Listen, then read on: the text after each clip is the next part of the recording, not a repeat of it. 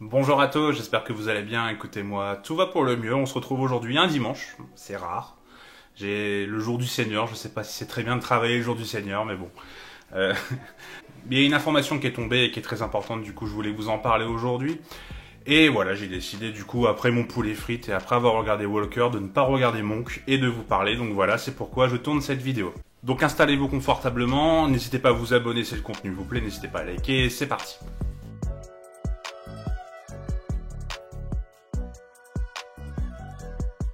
Donc l'information principale, vous l'aurez compris, Peter Bosz ne sera plus l'entraîneur de l'Olympique Lyonnais. Et normalement, sauf retournement de situation, ce sera donc Laurent Blanc, le nouvel entraîneur de l'Olympique Lyonnais. Alors avant d'entrer dans le vif du sujet Laurent Blanc, je voulais d'abord parler quand même de Peter Bosz, parce que Peter Bosz, honnêtement, je pense qu'on est beaucoup assez de tromper sur lui. Enfin, assez de tromper sur lui. On a été beaucoup à croire en lui, beaucoup à croire qu'il était capable, d'amener une équipe et de proposer un jeu qui devait être normalement offensif et attractif.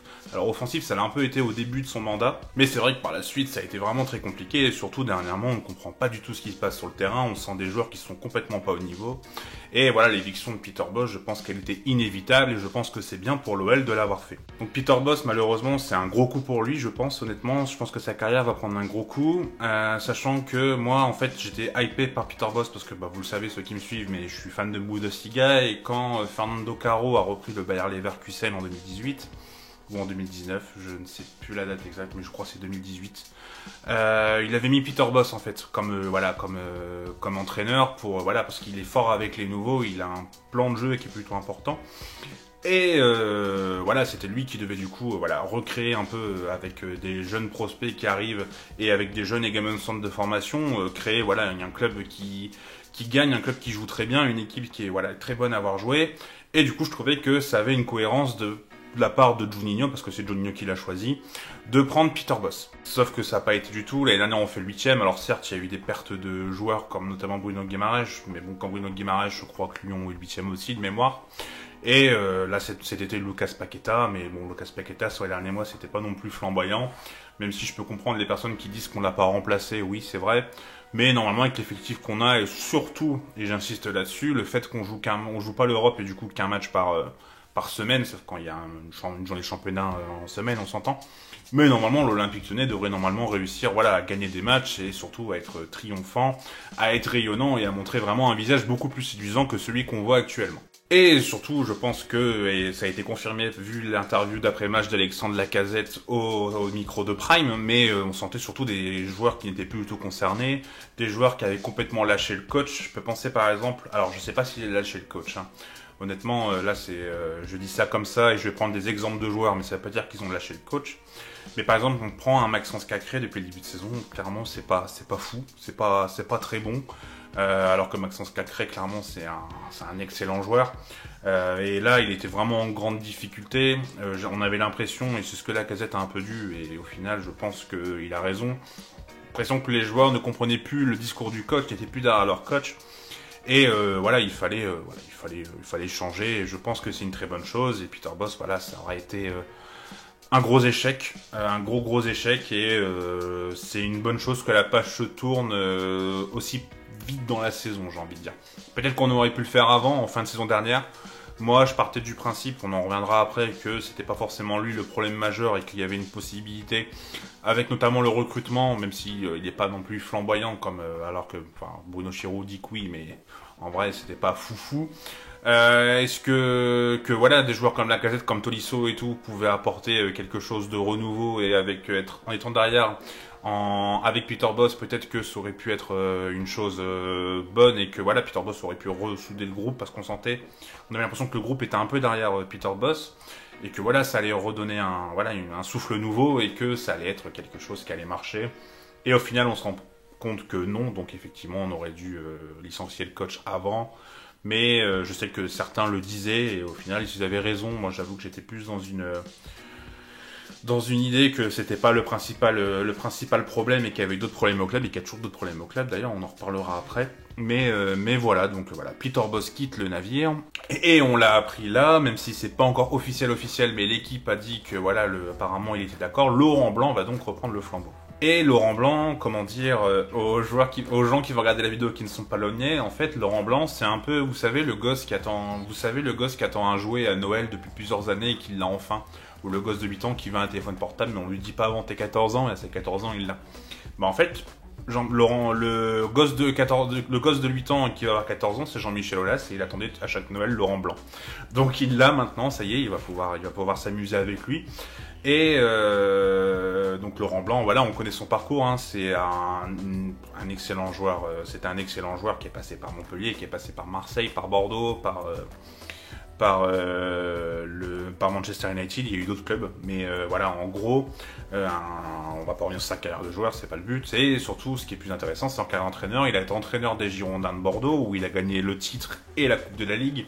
Il a amené Bordeaux également en quart de finale, pardon, contre Lyon, où ils ont perdu du coup. Et après, il a été sélectionneur de l'équipe de France en 2010 ou en 2012, où il a fait également du très bon travail, où il a récupéré un groupe à l'agonie. Il a réussi quand même à créer quelque chose de solide, même s'il n'a pas pu faire des miracles. Mais je pense que dès que Deschamps a récolté les fruits qu'avait semé Laurent Blanc, pardon. Et après, il a été entraîneur du Paris Saint-Germain, où ça s'est plutôt bien passé. Il a eu des plutôt bons résultats, je trouve. Même si c'est vrai qu'il y a eu un choix tactique qui avait fait énormément de bruit. Je ne sais plus c'était contre quelle équipe, mais il me semble que c'était contre Chelsea, si je me trompe, excusez-moi. Où il avait mis une défense à 3, il avait essayé une défense à 3 alors qu'il n'avait jamais joué comme ça. Et ça avait été catastrophique et ils avaient perdu. Et c'est vrai que ça a un peu terni l'image de Laurent Blanc au Paris Saint-Germain, j'ai envie de dire. Alors que dans l'absolu, il avait plutôt fait du travail correct. Voilà, il avait une entente avec des stars comme Thiago Silva, comme Ibrahimovic, plutôt correct. Et c'est vrai que, bon voilà, Laurent Blanc, après ça, en fait, il n'y aurait plus rien eu. Et je pense que c'est un peu le gros problème du choix Laurent Blanc. Car Laurent Blanc, ça fait maintenant 6 ans ou 7 ans qu'il a pu entraîner à haut niveau. Et Laurent Blanc, enfin, il a entraîné en D1 saoudienne, mais sans dénigrer, hein, mais le football asiatique est complètement différent du football européen, sans dire que l'un est meilleur que l'autre. Mais c'est pas du tout pareil, c'est pas du tout la même façon de jouer. Et donc c'est une première interrogation, est-ce que Laurent Blanc est capable de se mettre, on va dire, à niveau par rapport au foot actuel, parce qu'encore une fois, il a entraîné il y a 6-7 ans. Je crois que c'était en 2016 de mémoire, mais c'est peut-être 2015, ou ça se trouve c'est 2017. Je vous avoue qu'avec les dates, je suis pas très bon en date. Mais est-ce qu'il est capable, voilà, comme l'a dit un grand homme, le football il a changé. Et voilà, il y a eu une évolution tactique qui est quand même assez prépondérale, j'ai envie de dire. Et peut-être que Laurent Blanc va peut-être passer pour un entraîneur qui a des idées un peu archaïques. Et ce n'est peut-être pas, il sera peut-être pas capable de se mettre à jour au niveau tactique. Encore une fois, ça c'est une supputation, mais c'est une première interrogation. En tout cas, ça c'est une certitude, on peut pas le cacher. On est obligé de le prendre en compte. Laurent Blanc, ça fait longtemps qu'il a pas entraîné et du coup le choix peut être surprenant, même si encore une fois son bagage est plutôt bon. Mais est-ce qu'il est capable en 2022 d'entraîner? Ça, c'est une question qui se pose. En plus de ça, quand il a réussi à Bordeaux, il avait un adjoint qui était très intéressant, qui est Jean-Louis Gasset, sauf qu'aujourd'hui, Jean-Louis Gasset, il n'est plus avec Laurent Blanc. C'est le sélectionneur actuel des éléphants, donc de la sélection ivoirienne. Et c'est Franck Passy, du coup, qui sera son adjoint. D'ailleurs, il ne vient pas qu'avec Franck Passy, hein, il vient avec un préparateur physique également. Et Franck Passy, moi j'ai rien contre Franck Passy. J'ai plus des souvenirs de lui au LOSC qu'à Marseille. Il me semble qu'à Marseille, son intérim n'avait pas été si mauvaise. Et au LOSC, franchement, avec ce qu'il avait comme matériel, je trouve qu'il a plutôt fait des bonnes choses. Alors c'était pas flamboyant, c'était pas incroyable. Mais honnêtement, c'était un moment où au LOSC ça allait pas du tout, où le club c'était vraiment compliqué. Et je trouve qu'avec les joueurs qu'il avait, vu le contexte lillois, je trouve qu'il avait plutôt fait des bonnes choses. Mais du coup, est-ce que l'association des deux, Laurent Blanc et Franck Passy, est bonne? Ça c'est pareil, c'est une interrogation à nouveau. Parce que forcément, comme je l'ai dit, il a fait que la D1 saoudienne. Et c'est vrai qu'un club comme Lyon, on peut peut-être s'attendre à avoir un entraîneur qui a un bagage peut-être plus récent, avec une expérience plus notable, on va dire, sur les dernières années. Parce que bon, c'est vrai que Bordeaux sélectionneur et Paris, ça reste un très beau CV, mais c'était au passé. Donc voilà pour Laurent Blanc. Moi, la dernière chose qui me chagrine, et ça va être le dernier point de la vidéo, c'est que en fait le choix Laurent Blanc résume parfaitement les mots de l'Olympique Lyonnais. Encore une fois, je vais préciser, moi j'ai rien contre Laurent Blanc, si ça se trouve ça va marcher. Honnêtement, je vais pas dire les supporters ont tendance à dire blanc ou noir. Moi j'avoue que c'est pas mon premier choix, c'est pas le choix que j'aurais fait. Moi, il y a des choix qui me plaisaient beaucoup plus, mais quand on part du principe que le contexte lyonnais est comme celui-ci, avec une direction sportive qui est un peu à la dérive, avec un président qui, voilà, a fait un excellent travail, merci pour tout président, mais ça devient compliqué dernièrement. Avec un rachat actuel, donc on ne sait pas pour l'instant, est-ce que John Textor, quand il aura officiellement racheté, est-ce qu'il va pas, alors Rolas restera, mais Ponceau et donc Ponceau qui est le directeur sportif, directeur du football, enfin je sais plus, enfin en tout cas un emploi fictif, et Bruno Chiroux qui est le directeur du recrutement. Est-ce que eux vont rester? On n'en sait rien. Donc voilà. Est-ce que John Textor va pas je pense il a pas l'air bête. Je pense qu'il a vu comment ça se passait dans son club de Botafogo. Il est également actionnaire minoritaire à Crystal Palace, qui est un club qui travaille très très bien. Donc il doit pas être bête. Il doit bien savoir qu'il y a des mots à l'Olympique Lyonnais. Est-ce que du coup il va peut-être renouveler un peu en dessous de Jean-Michel Aulas? Pour moi, c'est une possibilité. Il y a Thomas qui l'a dit. Du coup, je vous mets son tweet sur Justeria, et j'ai trouvé ça très intéressant et j'avais pas pensé. Donc rendons à César, parce que voilà, je sais plus l'expression honnêtement. rendons à César ce qui est à César. Putain, c'est honteux, je suis désolé. On dirait un best-of des Marseillais la vidéo. C'est bon, bref, on va revenir au sérieux. Et et et voilà, en fait, ce que je voulais dire, c'est que, pour l'instant, la direction sportive, on ne sait pas encore exactement, parce qu'il y a un processus de rachat qui est en cours, donc on ne sait pas quel pourrait être un meilleur choix, mais en tout cas, ce que Laurent Blanc signifie, et j'en reviens du coup au début de ma phrase, qui a été un peu longue, je l'admets, c'est que Laurent Blanc, c'est un manque d'idées, encore une fois, parce que déjà Jean-Michel Aulas, il veut à tout prix un entraîneur qui parle français. C'est son choix, moi je trouve ça nul, mais c'est son choix. Il a essayé une fois de faire confiance à Juninho qui avait mis Silvinho, ça a été un peu chaotique, enfin, peut-être moins chaotique que Peter Bosz avec du recul, en tout cas les derniers matchs de Peter Bosz. Mais voilà, donc... là-dessus, bon, moi, voilà, mais c'est surtout que voilà, c'est un manque d'idées. Comme je l'ai dit, Olas, ça fait des années qu'il veut Laurent Blanc, et surtout, moi, ce qui m'embête un petit peu, c'est qu'en fait, il y a donc après l'éviction de Silvinho, pour ceux qui ne le savent pas, en fait, il y a 3 hommes qui ont passé des entretiens pour être entraîneur de l'Olympique Lyonnais. Il y a Rudy Garcia, celui qui a été choisi, Laurent Blanc, et le dernier, je me demande si c'est pas Gourvenec, mais c'est un autre Français. Je crois que c'est Gourvenec. C'est peut-être pas Gourvenec, mais de mémoire, je crois que c'est Gourvenec. Et Laurent Blanc était le premier choix de Aulas, sauf qu'en fait, il a raté son entretien. Enfin, en tout cas, il n'a pas été bon à l'entretien, sauf que Rudy Garcia, lui, avait été préparé et du coup a fait un super entretien. Du coup, Juninho a choisi un peu, par dépit, dirons-nous, Rudy Garcia. Et Laurent Blanc n'était pas du tout préparé pour l'Olympique Lyonnais, et maintenant le voilà à nouveau. C'est moyen, enfin je sais pas, c'est comme s'il y avait un employeur qui recevait quelqu'un voilà, dans un taf lambda et qu'il le prenait pas parce qu'il était préparé, il le rappelait 3 ans après en disant finalement on te prend. Bah je sais pas, moi ça m'embête un peu, sans remettre les qualités de Laurent Blanc encore une fois et son passé, et encore une fois je précise, parce que je préfère nuancer mes propos, que Laurent Blanc ça se trouve va être une réussite, mais en tout cas ça montre clairement un manque d'idées, et ça montre clairement surtout qu'il y a une direction sportive qui n'est pas dessinée, une politique sportive qui n'est pas dessinée. On va vraiment, je vais reprendre l'exemple de mon Bayer Leverkusen. Bayer Leverkusen, ils ont pris Peter Bosz parce qu'il joue en 4-2-3, d'accord? Peter Bosz part, ils prennent quelqu'un en intérim, j'ai oublié son nom, et après ils reprennent Gerardo Seoane. Gerardo Seoane, pareil, c'est un peu le même football que Peter Bosz, même s'il y a des divergences, mais voilà, dans la même idée, dans la même structure, et c'est un mec qui joue en 4-2-3, d'accord? Gerardo Seoane a été viré il y a quelques jours. Ils ont pris Xabi Alonso. Xabi Alonso, il joue en 4-2-3-1. Donc voilà, vous voyez, ce genre de choses. Voilà, on reste sur une même lignée, sur une même habitude. On peut presque le dire avec Marseille, même si Tudor et Sampaoli sont quand même diamétralement opposés. Alors je suis en train de prendre un exemple de Marseille sur une vidéo qui va sûrement être vue par des Lyonnais. Je m'excuse par avance, je sais que ça va pas plaire. Mais voilà, Tudor et ce que je veux retenir, c'est que Tudor et Sampaoli, ils sont divergents hein, dans leurs idées, mais ça reste le même schéma tactique. Donc au final, même si c'est vrai que Marseille, au final, l'exemple n'est peut-être pas pertinent parce qu'ils ont beaucoup renouvelé l'effectif. Mais voilà, il y a une même ligne directive. Longoria veut jouer d'une façon. L'Ajax, l'ADN, c'est un 4-3-3. Ça joue en 4-3-3. Enfin, vous voyez ce que je veux dire, voilà.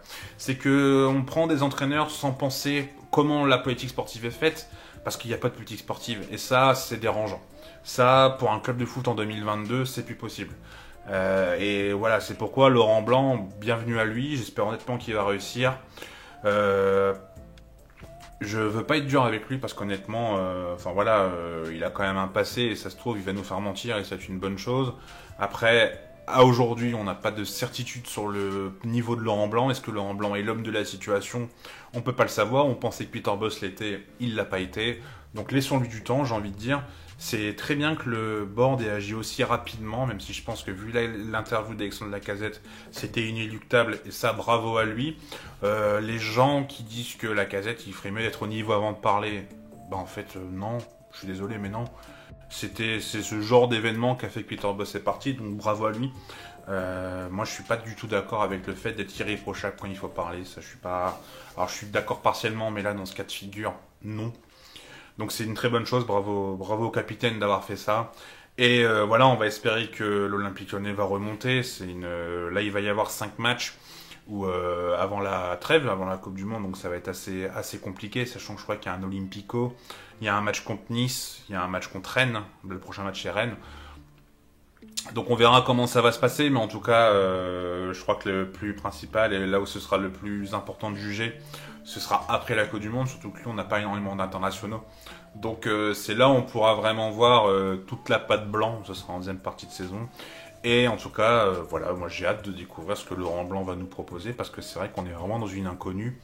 On ne sait pas exactement comment Laurent Blanc va jouer. On se souvient qu'à Paris, il était en 4-3-3 avec une sentinelle, et voilà, mais ce qui pourrait correspondre un peu avec les forces actuelles de l'Olympique Lyonnais. Mais voilà, on verra comment ça va se passer, mais en tout cas, franchement, je pense qu'il faut laisser du temps à Laurent Blanc et on verra bien comment ça va se passer. Mais voilà, moi je pense que de toute façon, on ne pouvait pas espérer mieux. Donc voilà, on va se contenter de ce qu'on a.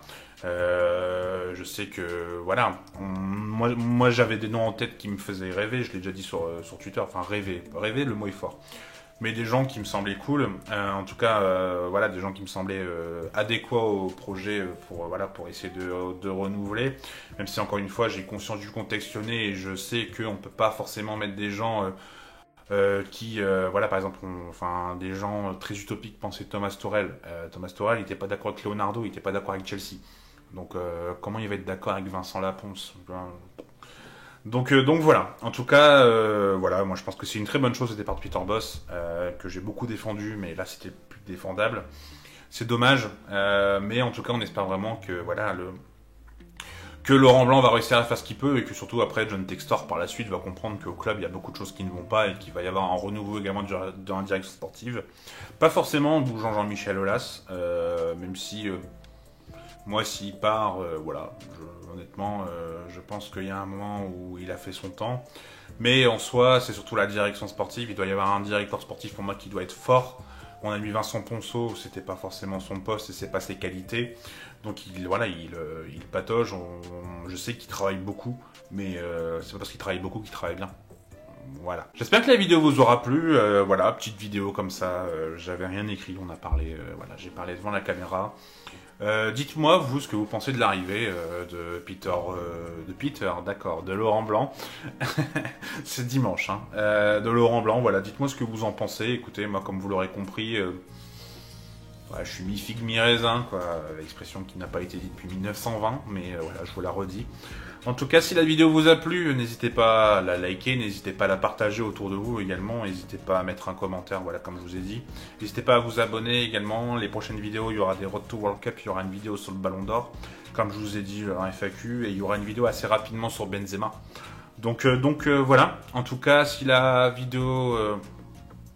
En tout cas, je vous souhaite un très bon dimanche soir, et puis bon courage pour la reprise du travail. Et puis, moi, je vous dis à bientôt. Tchuss!